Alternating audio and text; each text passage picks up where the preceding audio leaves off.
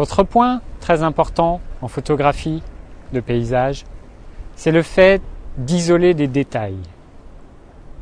Si jamais vous vous baladez uniquement avec un ultra grand angle et que vous faites 200 photos lors de cette balade, vous allez revenir avec, allez, mettons 80 photos superbes.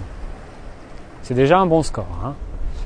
Vous aurez 80 photos très sympas, mais qui auront au final un gros défaut, c'est d'être toutes très très identiques, très proches. Parce que avec votre angle de champ unique, vous aurez fait que des paysages larges. Alors en effet, là c'est la mer, là c'est la mer, là c'est un peu de rocher avec la mer, là c'est la mer avec le ciel. Là, bref, ça va être un petit peu lassant, surtout si vous montrez ces 80 photos d'affilée à des amis, ça va très très vite les ennuyer. Pour éviter ça, j'ai chaussé mon 70-200 préféré et je vais en profiter pour faire un petit peu des photos de détails, pour un petit peu mettre l'accent sur des points qui m'ont semblé marquants lors de cette balade. Ça va être le reflet de l'eau. Allez, on se fait une photo.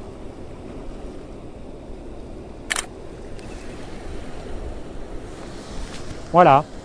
Ça va être, là ici j'ai des moules, je vais en profiter. Plein de petites moules.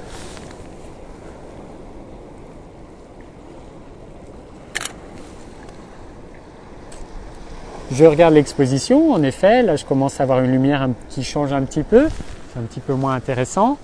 Et j'ai des zones très très lumineuses, je commence à avoir pas mal de contraste, donc c'est pas idéal, c'est pas évident.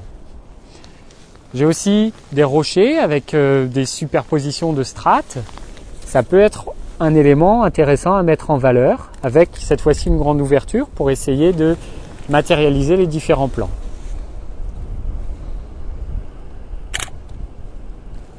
Je ne sais pas si ça marchera, mais j'essaye. On peut prendre juste une série de rochers en très gros plan pour montrer que c'est marrant, mais ça ressemble à du béton. C'est pas du béton, je peux vous l'assurer. J'ai un bateau au loin, j'en profite. Là aussi, je vais le cadrer par exemple. Il va de gauche à droite, parfait. Je vais le cadrer en haut à gauche.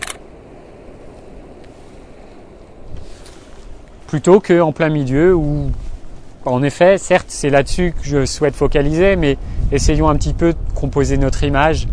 C'est quand même plus sympa. Donc voilà, il y a pas mal d'éléments dont vous pouvez profiter et que vous pouvez mettre en avant. Ça va être un petit peu... C'est comme si vous aviez votre très grand paysage et que vous avez découpé des tout petits bouts à certains endroits et que vous les rapprochiez très précisément.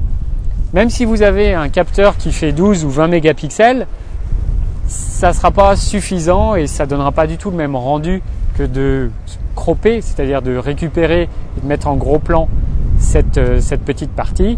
C'est beaucoup plus simple de le faire à la prise de vue avec un objectif adapté.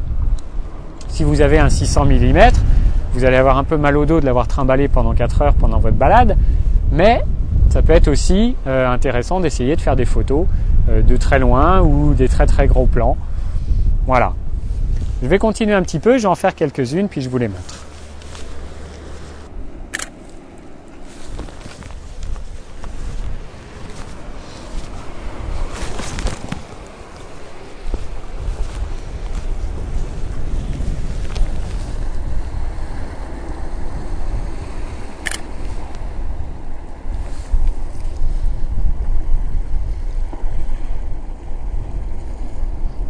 Il faut savoir être patient.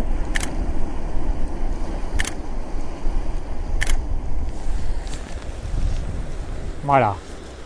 J'ai un sémaphore là-bas. Je vais en profiter pour l'immortaliser. Ça fait des souvenirs aussi. Et ça vous rappelle un petit peu ce que vous avez vu dans les détails, plutôt que juste avoir une vue d'ensemble.